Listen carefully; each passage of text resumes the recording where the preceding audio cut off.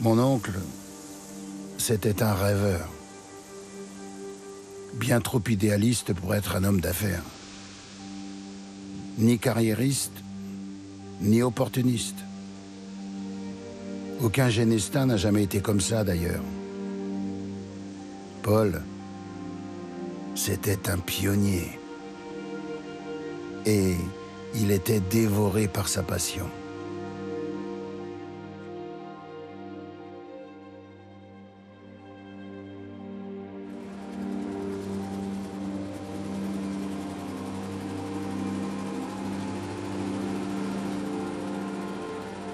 Paul voulait que son travail soit reconnu, qu'on admire ses voitures pour leur qualité, leur beauté, qu'on les montre du doigt si on les croisait sur les routes, et qu'on dise « Tiens, regarde, une Genestin ».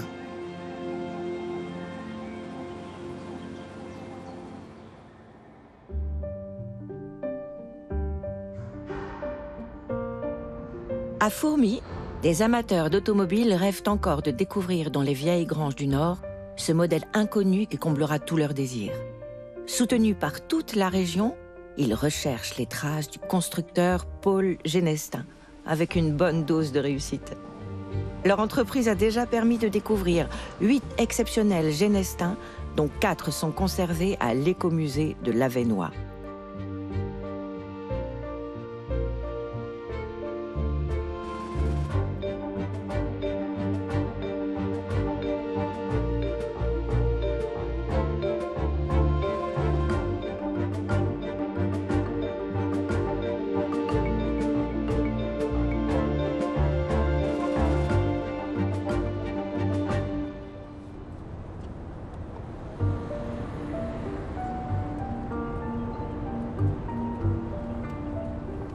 En 1891, Fourmies est une ville industrielle florissante, grâce à une économie tournée essentiellement vers le textile.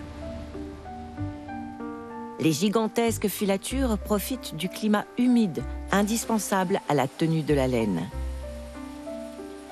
Les métiers qui n'en finissent plus de s'agiter rendent encore leur quota de fils et de tissus sous le regard attentif et expert des ouvrières.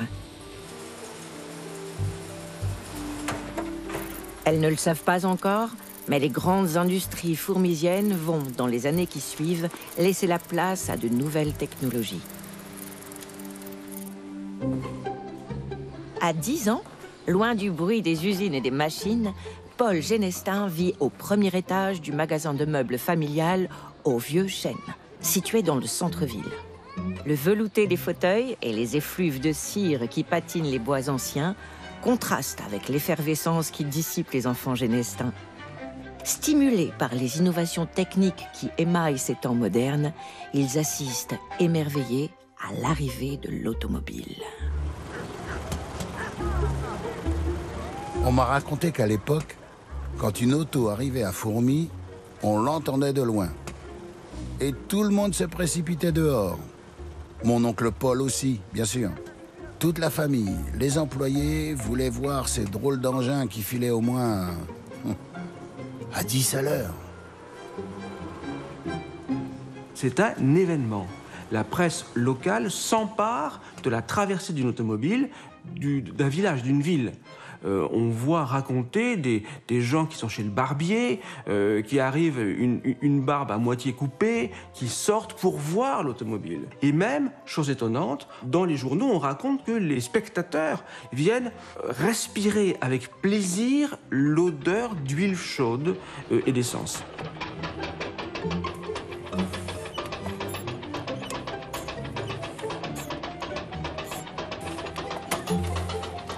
L'automobile en France, elle naît d'abord autour de techniciens, d'ingénieurs, d'entrepreneurs.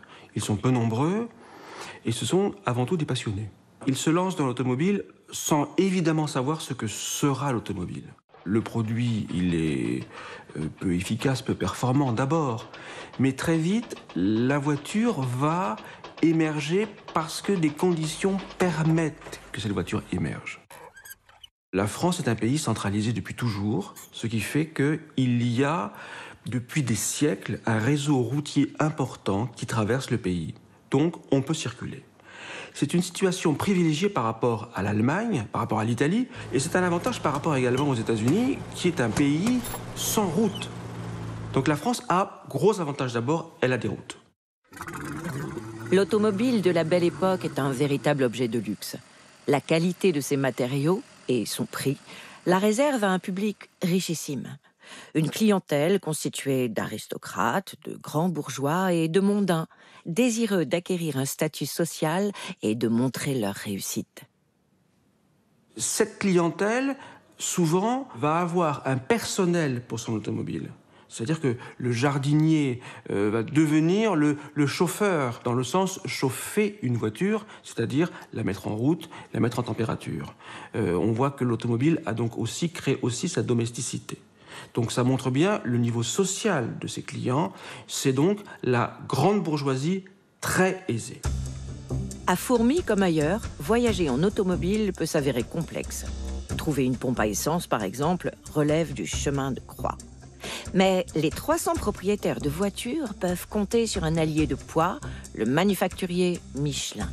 Ayant compris tout l'intérêt du développement automobile et soucieux de vendre ses pneus, il propose un petit recueil rouge, le guide Michelin, offert gracieusement aux chauffeurs. Cette incitation à prendre la route rassemble à la fois des plans de ville, des adresses indispensables et des conseils de toutes sortes. En France, on veut conduire une voiture, eh bien on va chercher un document à la préfecture qui s'appelle le permis de conduire, on n'a pas besoin de passer de l'examen. Les Français laissent libre les automobilistes d'utiliser la voiture comme ils le souhaitent. En Grande-Bretagne, la vitesse est limitée entre 3 et 6 km à l'heure entre la ville et la campagne, obligeant même la voiture à être précédée par un homme qui agite un fanion rouge. De quoi tuer l'automobile, alors que, bien évidemment, la Grande-Bretagne avait beaucoup d'avantages comme la France. Jusqu'en 1905-1910, le pays de l'automobile, c'est la France.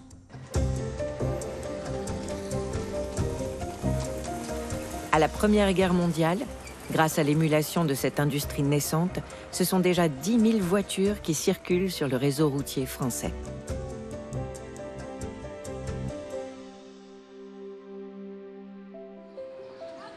Mon oncle adorait le vélo. C'était son côté sportif. Il y avait le côté mécanique aussi, bien sûr. Pour gagner, il cherchait toujours un moyen d'améliorer sa bicyclette. Imaginer, inventer, c'était ça qu'il voulait. C'était quelqu'un qui était vraiment ingénieux, parce que bien avant, il faisait des courses cyclistes et il avait inventé un système que dans les descentes, il bandait un ressort qu'il réutilisait pour monter la côte lorsque ça se présentait. Vous voyez, il bande le sort, ça donne de la puissance qui libère pour les montées. Son frère était aussi ingénieux, il était électricien. Et il monte à Paris lors de l'inauguration de la fameuse exposition universelle, où les organisateurs n'arrivent pas à faire jumeler 2 génératrices. Et le thème de l'exposition universelle, c'était l'électricité. Et lui, il examine le problème et il dit aux organisateurs, voilà, vous me donnez 24 heures et je me charge de faire fonctionner, coupler les 2 génératrices. Une audace qui impressionne et qui vaut à Jules Genestin d'être engagé sur la ligne du transsibérien Moscou-Vladivostok pour y installer le courant électrique.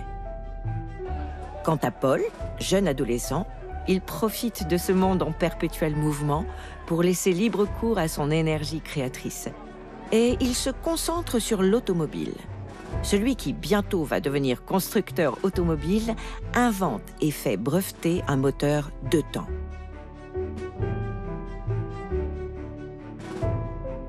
On a essayé de construire ce moteur.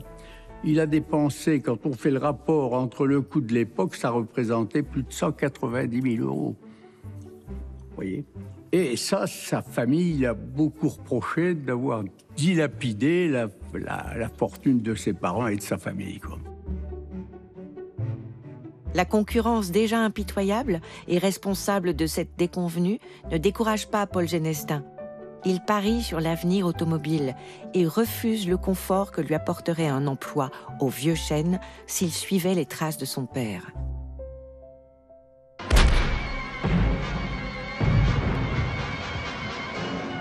L'attentat de Sarajevo précipite le monde dans la guerre.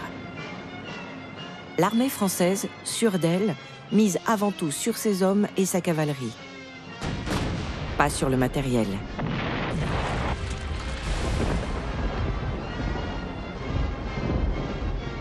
Paul Genestin, qui a intégré comme adjudant la 53e compagnie d'aérostiers, assiste incrédule à la déroute inévitable de son armée.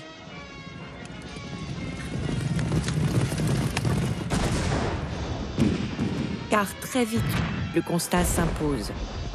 La France a une guerre de retard et ne peut rien face aux cohortes d'automobiles et de camions allemands qui transportent armes, munitions et soldats à grande vitesse. Le monde de l'automobile s'arrête en 1914.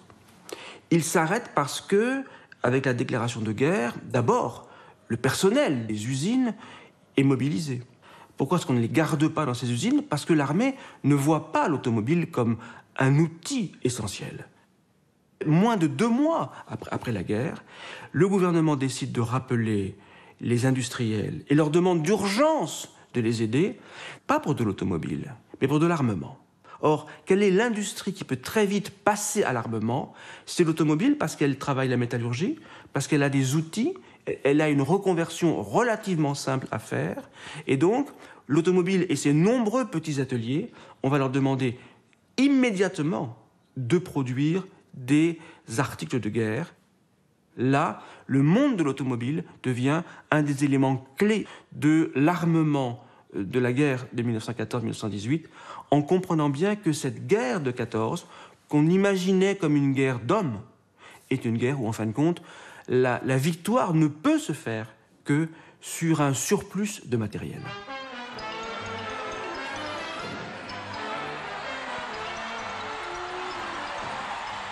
Après la victoire alliée, la France respire. Mais la guerre a porté un sérieux coup d'arrêt à la construction automobile. Fourmy, relativement épargné, panse ses plaies. L'occupant allemand a certes cédé la place, mais en détruisant presque la totalité des outils industriels.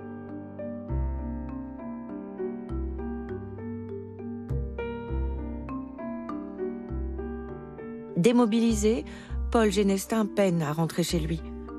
Les épaves qui jonchent les routes défoncées forment parfois de véritables barrages qui se mêlent aux bâtiments et ponts démolis. Comme toutes les périodes qui suivent une guerre, il y a un renouveau dans toute une série d'activités. Les gens ont connu la misère, la peur, la mort, et donc à partir du moment où on en réchappe, on a envie de profiter de la vie. Et pendant de longues années, des gens ont eu la possibilité de mûrir toute une série d'idées, de projets, et puis quand la libération arrive, on essaie de concrétiser. Les ferrailleurs de Houet récupéraient les épaves sur les routes. Ils s'étaient débrouillés pour avoir l'autorisation des domaines. Ils les déposaient directement au garage Genestin, et Paul puisait là-dedans comme au marché. Il achetait les pneus au surplus américain et il construisait ses voitures comme ça.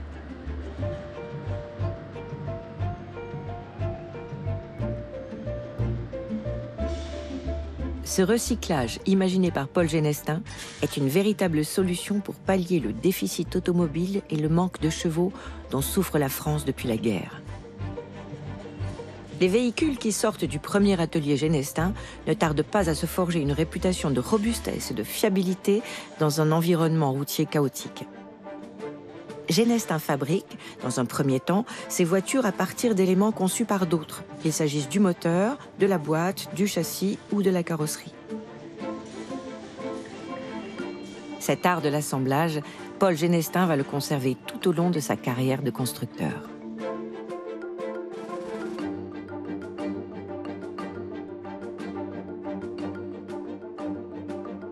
Pour situer les choses, je pense qu'il est intéressant de donner un peu le nombre de constructeurs qu'il y avait en France. Par exemple, M. Charbonneau, qui était styliste automobile, a référencé à peu près 1500 constructeurs français. Ils voulaient avoir leur propre marque et ils se sont lancés parfois sur des modèles tout à fait basiques et qui ensuite les ont améliorés. La seule marque qui était leur patte de design, c'est qu'ils avaient la possibilité de dessiner eux-mêmes le radiateur. Le radiateur, c'était vraiment une marque pour se distinguer des autres constructeurs, quoi. La forme géométrique était particulière, le dessin était particulier, l'inscription de la marque était soit de façon oblique, soit de façon horizontale. Le bouchon également était très important. C'était quasiment ce qu'on voyait en premier, quoi, sur le véhicule, et ce qui permettait de distinguer une marque d'une autre, quoi.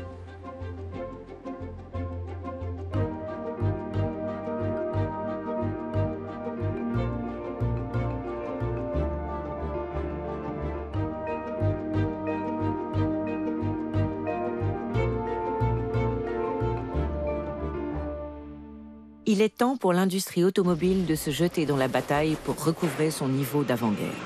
L'enjeu est crucial, car la France et toute la vieille Europe ont été dépassées par les États-Unis.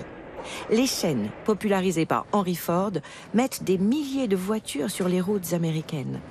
L'automobile se prépare à vivre une décennie qui s'annonce capitale. Alors que tous les fabricants de l'avant-Première Guerre mondiale imaginent reprendre le métier tel qu'ils l'ont laissé en 1914. Un industriel qui s'appelle André Citroën décide de faire autrement. Il est allé aux États-Unis, il a compris la méthode Ford, il l'a appliquée à l'armement. Eh bien, il décide, le jour de l'armistice, le 11 novembre 1918, il annonce « Je vais faire des voitures en grande série ».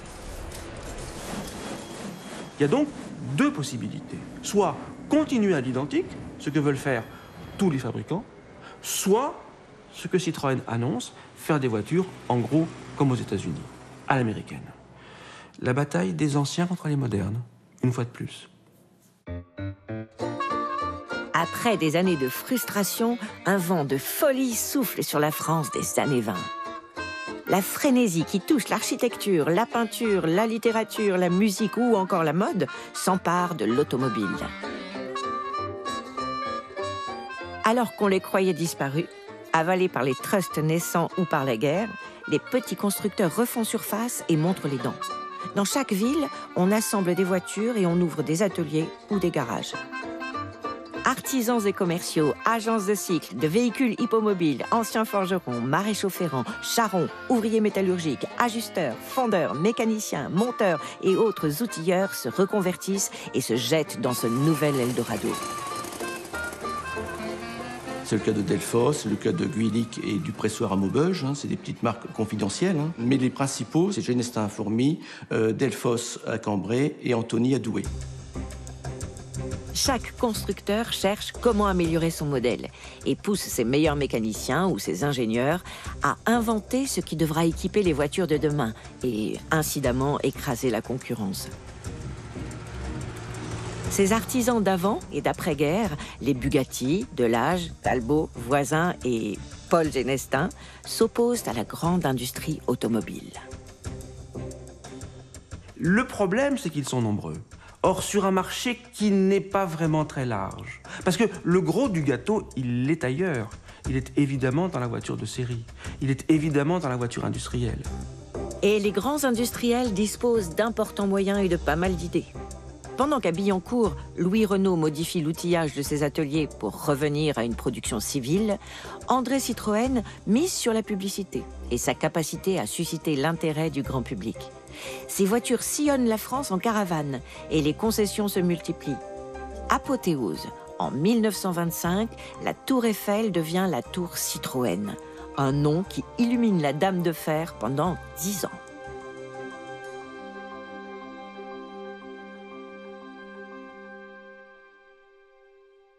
À Fourmies, c'est un certain Varroquier qui en est le distributeur exclusif et devient le concurrent direct de Genestin. La voiture prend corps et doucement s'immisce dans le paysage. Mon oncle me prévenait quand il faisait des essais. Avec les copains, on sortait en courant de l'Institution Saint-Pierre. On aurait dit une envolée de moineaux. Et s'il n'était pas trop tard, on pouvait voir la Genestin capot ouvert. Chef d'atelier, mécanicien, et le patron s'affairait au dernier réglage. Paul aimait bien conduire lui-même. Il en fallait des chevaux pour monter la côte de l'émaillerie.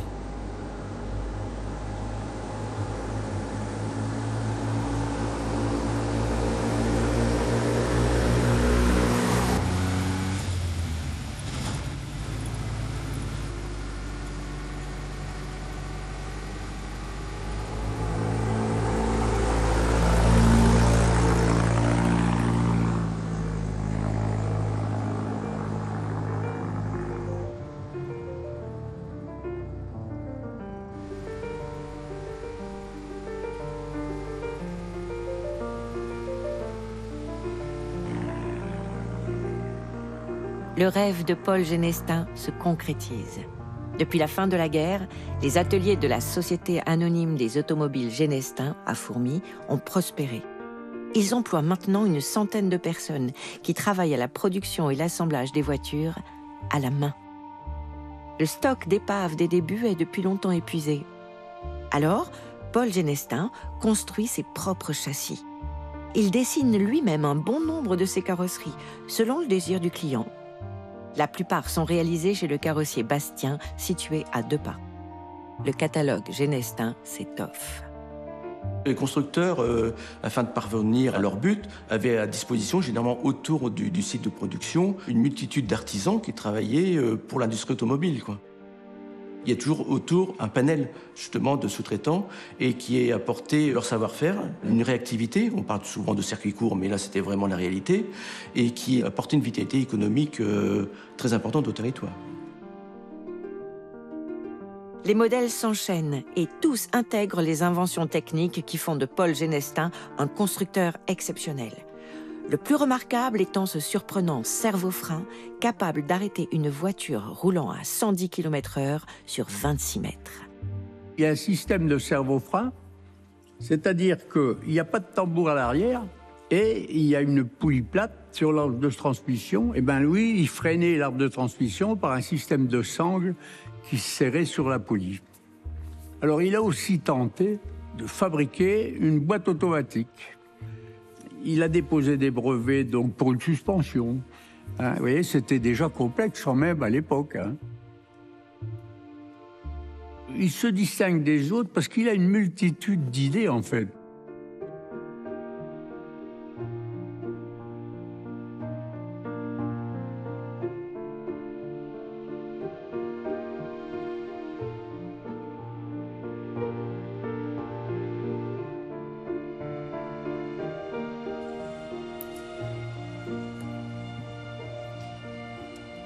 C'est vrai que ça donne envie de la caresser parce que c'est une belle sculpture. Hein.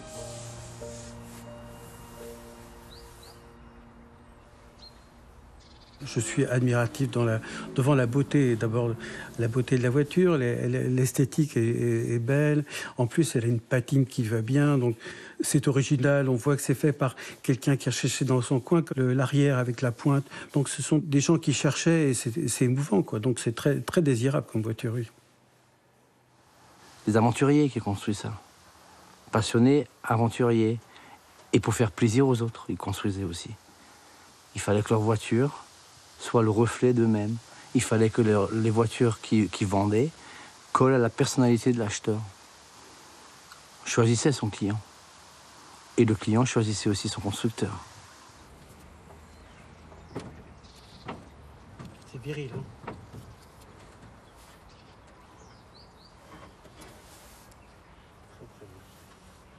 C'est vraiment comme un vieux meuble.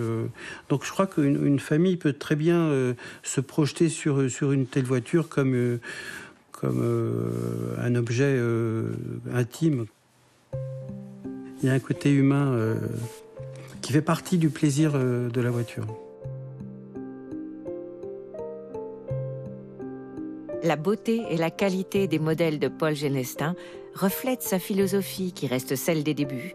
Créativité, endurance et fiabilité. et les commandes affluent.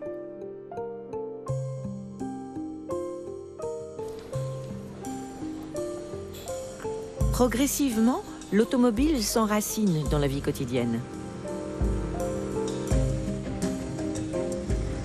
Besoin de mobilité, mais aussi d'évasion, elle fait appel aux rêves et suscite un engouement toujours plus fort.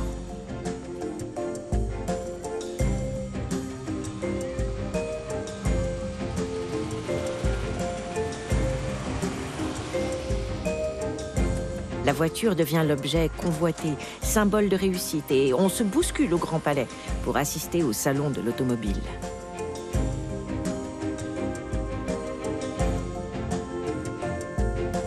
Être présent au Salon de Paris, c'était le rêve, quoi. Contrairement à actuellement, vous aviez plusieurs centaines de stands qui existaient, avec les constructeurs les uns à côté des autres, avec des stands sublimes. Et ça figurait bien sur les encarts publicitaires. Présent au Salon de Paris, tel stand, telle allée.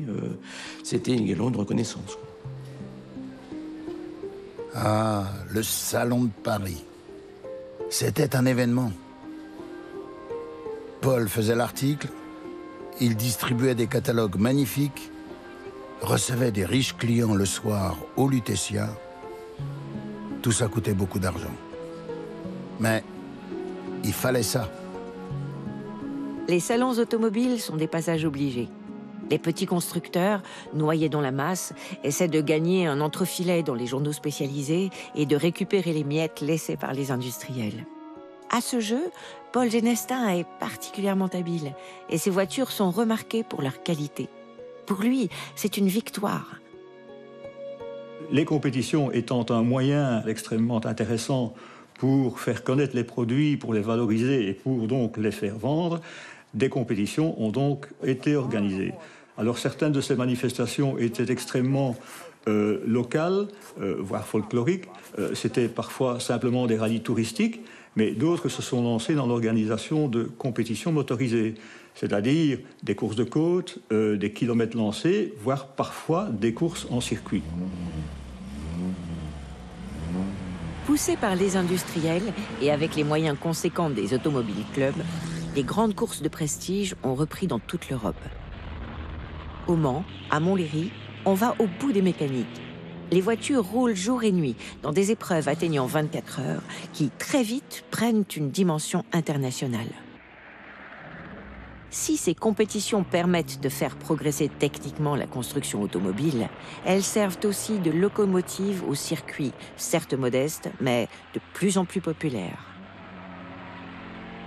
Les deux étaient complémentaires, si vous voulez, parce que grâce à des petites compétitions, certains qui voulaient commencer ont pu mettre le pied à l'étrier, parce que les voitures qui étaient sollicitées étaient des voitures plus courantes que les voitures de Grand Prix, évidemment, qui étaient des voitures beaucoup plus coûteuses, beaucoup plus performantes, bien sûr, mais je dirais les deux étaient complémentaires, en fait.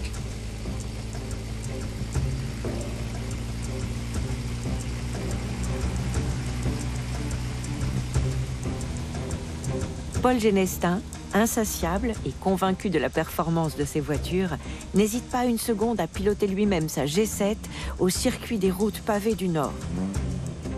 Il entre en piste le 20 septembre 1924. Cette boucle de 13 km emprunte un tronçon sur une chaussée abominable. Comme si cela ne suffisait pas, on y ajoute dodanes et passages à niveau artificiels. Sous un ciel du Nord qui tient ses promesses, bien peu sont ceux qui passent la ligne d'arrivée.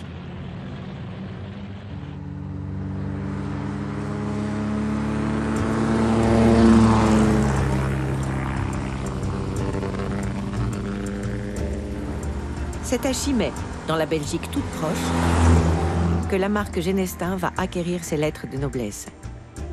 Le 9 mai 1926, des modèles G7 sont engagés dans la catégorie 1100 cm3 du tout nouveau Grand Prix des Frontières.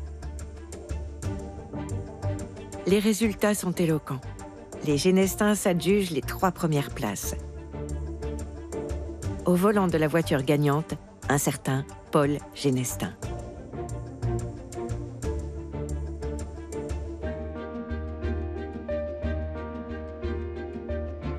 Genestin assoit la réputation de ses automobiles et le fait savoir. Après Chimay, toujours en 26, il s'impose sur les terribles pavés du Nord. En 27, les Genestins remportent le Grand Prix du circuit belge de Thuin. La même année à Chimay, c'est la consécration. Les Genestins battent le record de l'heure et remportent une deuxième fois le Grand Prix des Frontières.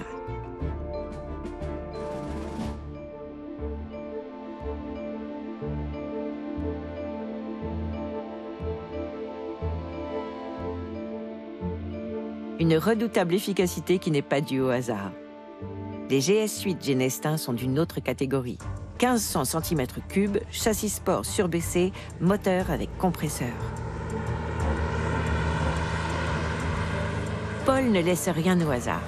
Il confie les volants aux pilotes chevronnés Freddy Tellusson, Ken Bartlett et Charles Delalle, son beau-fils. Un quatuor solide dont le coup de volant impressionne.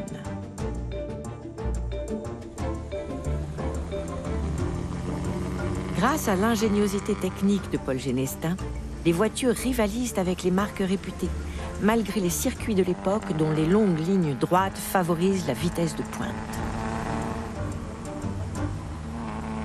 Au début des compétitions, l'accent n'est pas tellement sur l'habileté des pilotes. On organise des courses au départ, en fait, pour mesurer les capacités des différents véhicules. Et ce n'est que petit à petit qu'on a commencé à mettre l'accent sur l'habileté des pilotes. Et l'habileté, c'est finalement quoi dans le domaine du sport automobile, et des motos aussi, c'est pouvoir négocier des virages. Quand tu peux passer, tu as amorcé ton virage, et après ça, tu fais tout ton virage avec les branches du volant au centre. Personne ne peut passer plus vite que toi à ce moment-là. Précis. Parce que tu exploites au maximum toutes les capacités de la voiture. Et à ce moment-là, c'est jouissif au possible. Les batailles, qui atteignent des sommets, témoignent de la qualité des engagements et attirent déjà pilotes professionnels et constructeurs. La consécration de ces voitures à Chimay permet à Genestin de rêver d'une confrontation avec les leaders du moment, Amilcar, Licorne et autres Bugatti sur les circuits terreux des Grands Prix. Paul Genestin s'engage avec Charles Delalle au Grand Prix de la Marne 1927 qui se déroule sur le circuit de Reims. Comme Chimay, c'est un triangle composé de 3 grandes lignes droites et de 3 virages qui empruntent des routes ouvertes au public.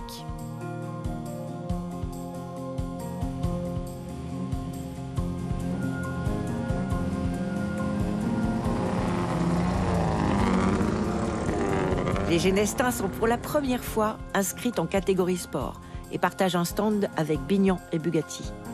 Aux grandes dames de Paul, cette fois, ni la Genestin numéro 8, ni la numéro 6 ne seront classées.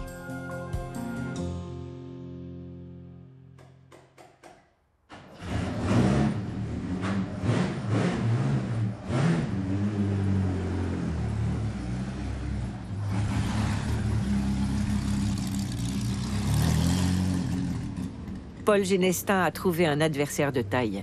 Le constructeur Ettore Bugatti a développé une automobile qui se révèle redoutable. Une arme de guerre, la 35.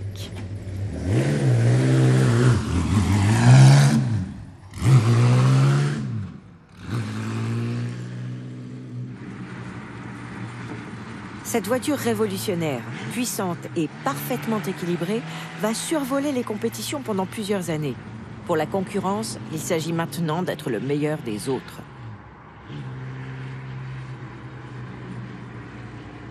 La Grand Prix donne des sensations qui sont tout à fait extrêmes. Aucune voiture de course actuelle peut donner des sensations aussi fortes. C'est une voiture qui est dure, qui est vivante, qui a une énergie, qui a des odeurs. C'est une bête de course folle et ça freine fort, ça accélère fort.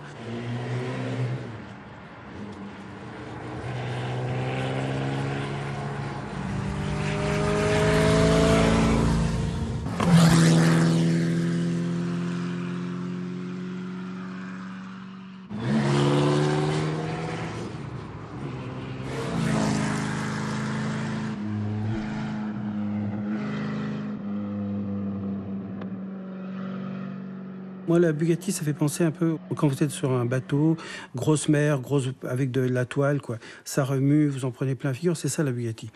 Mais ces sensations qui peuvent être exécrables dans une voiture moderne, c'est au contraire, c'est ce qui donne la sensation, quoi. Il y a une virilité, une agressivité. Donc le risque, on l'oublie, en fait. Ça rajoute au contraire au plaisir. Oui, ça rajoute, oui. Véritable jeu du cirque, la course sur circuit fait courir aux pilotes des risques considérables. Les revêtements à la limite du praticable, les obstacles imprévus, la météo aléatoire, les casses mécaniques font que le danger est partout. Et j'ai eu cette surprise d'entendre Jackie Stewart lui-même dire la même chose que moi. Il n'y a pas une course où je suis parti en me disant que ce n'était pas la dernière. J'étais content, parce que je me disais, merde, je suis trouillard ou quoi. Eh ben non, moi j'y ai pensé à chaque fois. La sécurité dans la voiture se limite à un petit casque en cuir. Pas de ceinture, pas de harnais, pas d'arceau. Les courses sont d'une telle longueur qu'elles usent pilote et machine. Je me souviens qu'au pavé du Nord, ils étaient aveuglés par la pluie, les genoux brûlés par le moteur, le dos en miettes à cause des pavés. Paul et son mécano ont heurté le trottoir à la sortie de Bercy. Je les ai vus. Biellette de direction cassée. Et c'est pas ça qui pouvait décourager Paul. On a couru jusqu'à la forge du village, c'est moi qui actionnais le soufflet. Et une fois la pièce réparée et remontée, ils sont repartis. Paul voit toujours plus loin, plus haut et plus grand. Ses rêves de victoire sont intacts. Et comme tous les pilotes, il est loin de dédaigner la gloire du vainqueur. Pourquoi courir? Je sais pas, je crois que c'est un truc qui nous vient de bonheur, le fait de vouloir rivaliser avec les autres. Tu peux pas savoir le bonheur que tu peux avoir. Tu viens de faire une bonne course et tu es là, le premier à franchir le drapeau à damier. C'est un moment. Paul Genestin et ses concurrents aspirent à enrayer la belle mécanique Bugatti.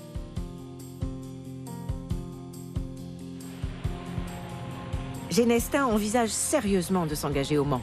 Une participation aux 24 heures permettrait d'étendre sa notoriété au-delà des frontières du nord de la France et de la Belgique. Le destin va, hélas, dérégler ce beau mécanisme. Un soir de novembre 1928, Charles Delal, que Paul Genestin considère comme son fils, se tue sur la route d'Hirson-Charleville. Un tragique accident qui clôt définitivement le chapitre compétition et fait planer une ombre sur la marque Genestin. Mais Paul sait aussi que le monde de l'automobile n'attend pas. Dans le tourbillon des années 20, son essor est proportionnel au développement du pays. C'est tellement important dès les années 20 que c'est le moment où les pouvoirs publics vont décider de regarder ce monde automobile de plus près, de taxer la propriété automobile, de taxer l'essence, parce que ça devient l'automobile prend une place très importante dans l'économie.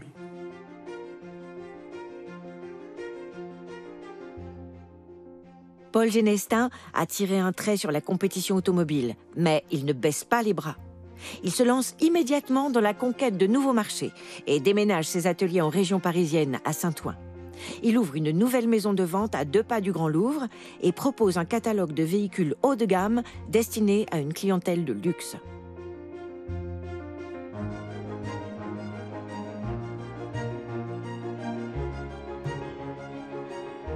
Genestin s'ouvre au marché national et tente même d'exporter ses modèles.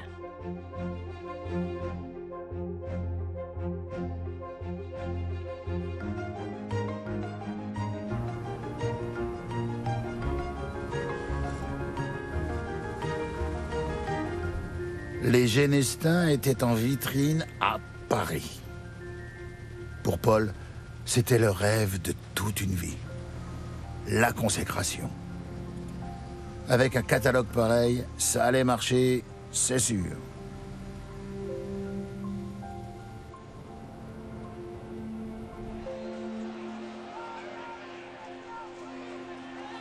Mais la crise, la Grande Dépression de 1929 s'abat brutalement sur le monde. Dès 1930, la France est touchée. Les frontières se ferment à l'exportation et entraînent des conséquences gravissimes chez les petits constructeurs. D'un seul coup, les constructeurs français se trouvent avec des productions trop importantes par rapport à leurs ventes. La crise des années 30 est profonde.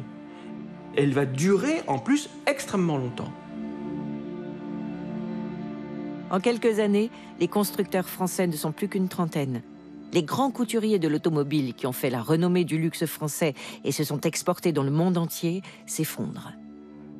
Autant les constructeurs de série vont trouver leur marché, autant les constructeurs de grand luxe ont un petit marché, mais on le perçoit bien, mais l'entre-deux est difficile. Pourquoi ? Parce que la société française et européenne est une société qui n'a pas de classe moyenne.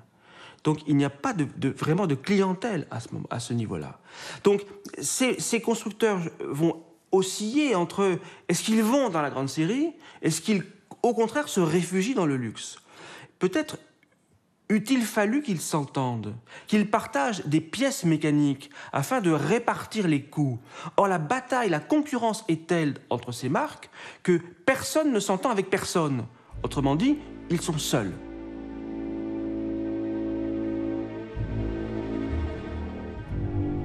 Le rapport entre industriels et banquiers dans les années 20, et encore plus dans les années 30, les rapports ne sont pas bons. Un des industriels, c'est Peugeot, aura cette phrase pleine de sens en disant « Vous savez, un banquier, il est là pour vous offrir toujours une ombrelle quand il fait beau temps. Mais il vous refuse un parapluie quand il pleut. » Paul Genestin prend la crise de plein fouet. Si les banquiers rechignent à financer les grands industriels, pour lui, c'est peine perdue. Les modèles du nouveau catalogue ne seront jamais fabriqués. Paul Genestin est ruiné. Cette fois, la tempête qui secoue le monde est assez puissante pour l'abattre. La disparition de la marque semble inéluctable.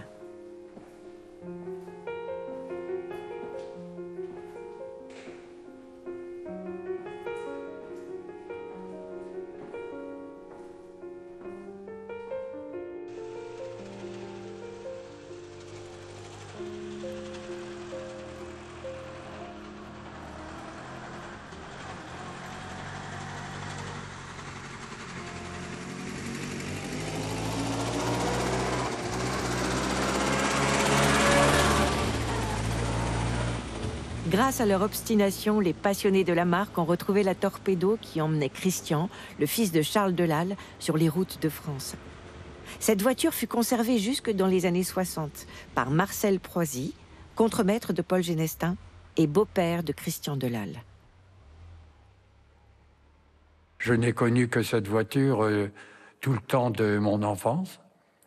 On partait en vacances avec la voiture. On nous emmenait, ma sœur et moi, au-dessus d'Arras, dans le Pas-de-Calais. Quand on partait, on était derrière, avec les paniers, les valises et tout ça. Il n'y avait pas de coffre. Pour faire 120 km, c'était presque un exploit. J'entendais Marcel Proisy qui disait « on a bien roulé, on a mis 1h30, etc. » Toutes des choses qui m'ont frappé quand j'étais gamin. Mon beau-père, il a liquidé la voiture. On y était quand même attachés. C'était une vieille bagnole, mais quand même.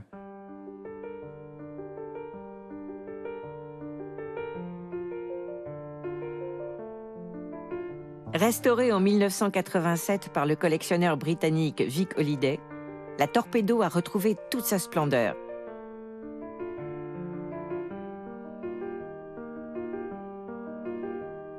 En 2003, Michel Danis-Soufflet et Daniel Lagneau rencontrent le Britannique et découvrent pour la première fois la création de Paul Genestin.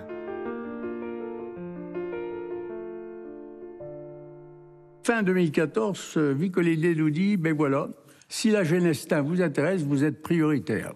I had many people who wanted to buy it. Most of them for more money than I sold it for. But nevertheless, I wanted it to go for the museum. Bien entendu, je finis par en parler à Christian Delal, qui lui me dit, ben moi je veux bien offrir les 25 000 € à l'écomusée, et l'écomusée en deviendra propriétaire. there is no point leaving the cars to deteriorate in the building. I would prefer someone to have them and use them.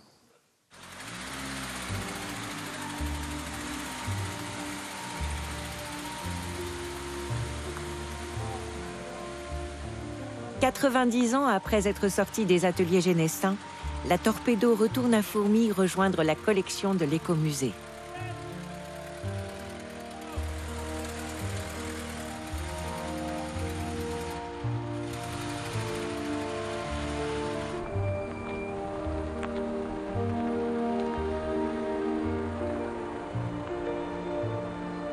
I'm pleased, so pleased that it is going to someone who wants it and will appreciate it, not just to make money out of it. He will never sell it, will he? The museum will never sell it.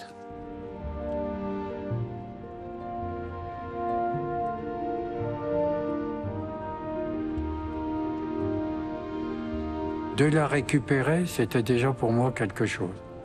Mais j'espère qu'elle va pouvoir durer ici pendant des siècles. Et voilà, disons que je l'ai mise à l'abri de la meilleure façon. La dernière fois que j'ai vu mon oncle, c'est dans le train qui va de Fourmies à Paris. Avec ma tante Flore, ils ont rassemblé tout ce qu'ils possédaient encore dans 2 petites valises. Et ils sont partis loin, là-bas, au Maroc. Avant que le train ne parte, Paul s'est penché à la fenêtre de son wagon avec un sourire triste. J'ai bien vu qu'il regardait vers l'usine. Son usine. À Casablanca, l'ancien constructeur reprend doucement le dessus. Il travaille dans un premier temps pour le compte d'un transporteur saharien.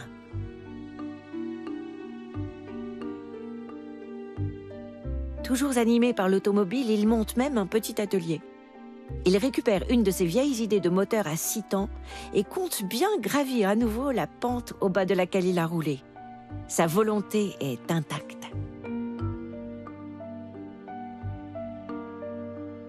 Mais en 1934, celui que l'on croyait invincible, l'homme à l'éternelle énergie, meurt à 53 ans d'une septicémie.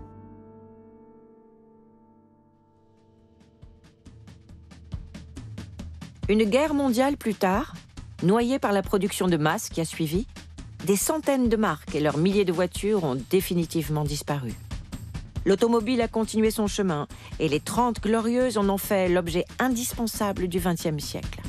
Si la production en série a définitivement popularisé l'automobile, elle en a aussi brisé le mythe. Les modèles similaires produits à plusieurs millions d'exemplaires ont banalisé l'objet, tout en réduisant le design à un coefficient de pénétration dans l'air. Indéniablement, les grands industriels d'aujourd'hui savent construire des automobiles, mais les constructeurs des années folles, eux, en avaient fait un art. C'était des passionnés, c'était des créatifs. C'est des gens qui ont inventé la plupart des choses. Tout ce qu'on connaît aujourd'hui, c'est parti de là. De toute façon, il ne faut pas se voiler la face.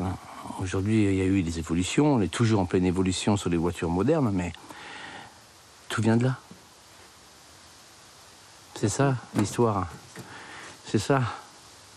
La matrice, c'est ces autos-là. Ils ont été créatifs, ingénieux. Et on leur doit tout, en termes de mécanique aujourd'hui. Plus rien n'a été inventé. Tout a été amélioré. Mais tout était déjà là.